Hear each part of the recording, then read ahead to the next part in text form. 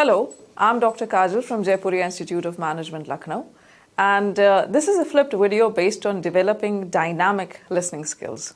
Now, before I begin with this particular flipped video, I'll begin with a quote from Epictetus, a Greek philosopher, who had stated that we have been gifted with 2 ears and 1 mouth so that we may speak less and listen more.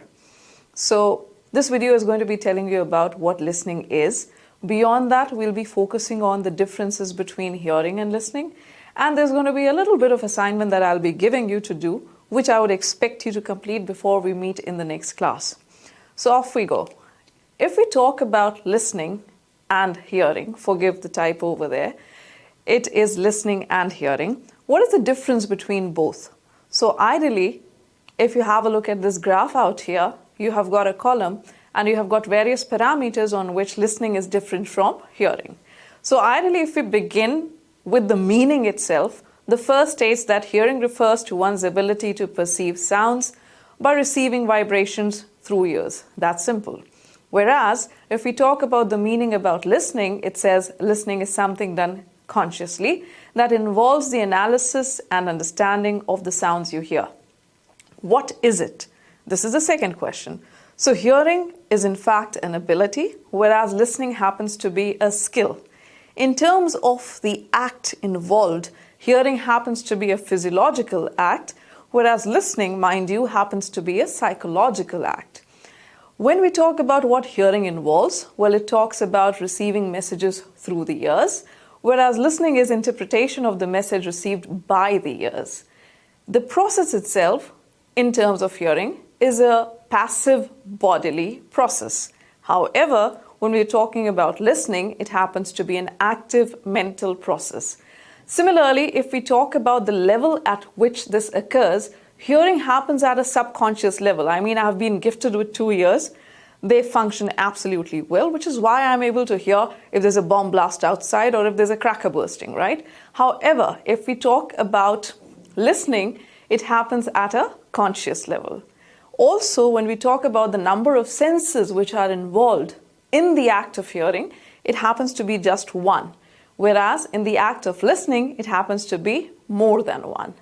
You also have the reason, that is, why is it that we listen? So we are neither in control of the things that we are hearing, like I just gave an example of a bomb blast or a firecracker, whereas over here the purpose or the reason we listen to is because we want to acquire knowledge and receive information. If we talk in terms of concentration, because I have got 2 very well gifted ears, concentration is not required at all. Why? Because they function as per what they're supposed to be doing. But when we talk about the concentration in terms of listening, it is an absolute must. It is essential that you concentrate while you listen. So while these parameters chalk out the difference between listening and hearing, I'll move on to the next step, that is the definition. By now you would be able to have a clear-cut idea of the difference between listening and hearing. And in terms of definition, if I put it across very simply in a plain language, it is in fact a technique which is used in counseling. It is also used in training, solving disputes and conflicts, right? Now, if we talk about the order of learning, here is some interesting data for you. When we talk about learning and training in terms of reading, writing, listening and speaking, what happens is, as individuals, ideally, we have given a time, a percentage in this case, as you can see out here. Listening takes up 45% of the entire time of an individual. Ideally, it should. Speaking takes up just 35%, reading 16%, and writing 9%. Well, this was before the era of your cell phones, this research. As of now, my own take is that these figures in terms of reading and writing would have definitely gone further down, right?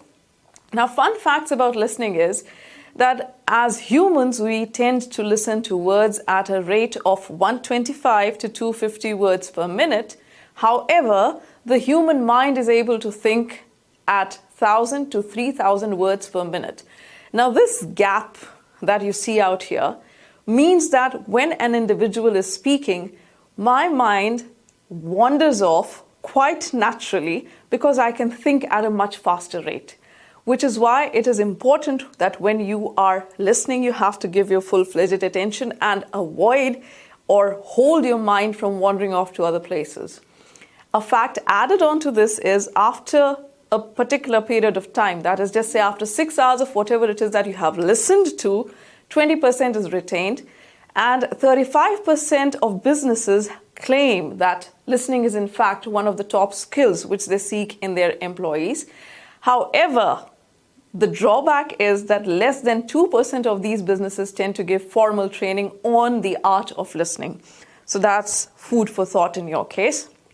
What are the benefits of active listening? Well, it encourages people to attentively listen to others. It tends to open up people to get them to say a bit more. It shows empathy, which is very important in terms of the emotional quotient that you hold. It helps in building relationships. It helps in maximizing and understanding the other person's point of view, and it minimizes defensiveness.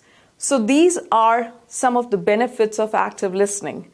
And when I'm talking about active listening, there's a small note that I would like to add over here, that there are various types of listening. So what you're supposed to be doing is, in addition to doing your research on active listening, tell me about what are the other kinds of listening that are out there.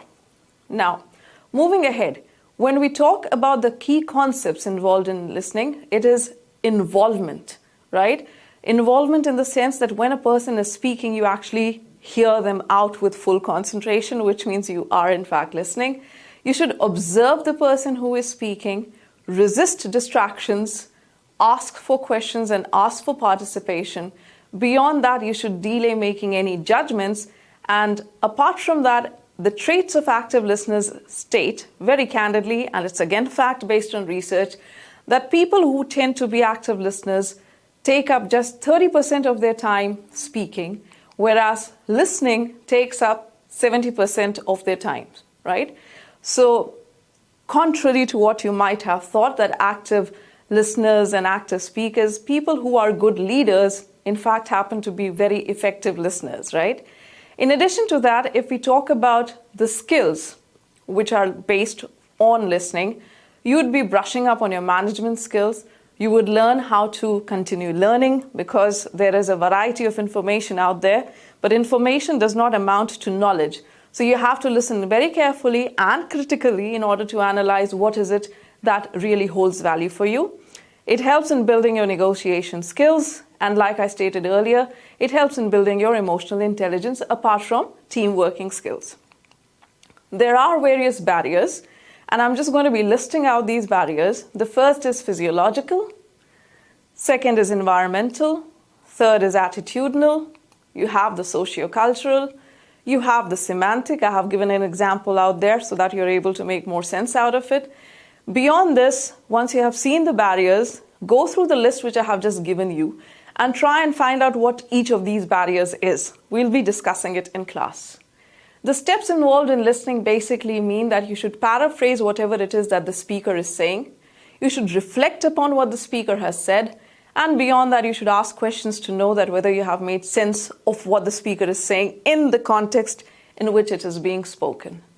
With this, we come to the end of this video. So overall, I'll just tell you that there are 2 small assignments which I have given you. I expect you to complete them, and we meet in class. Thank you so much.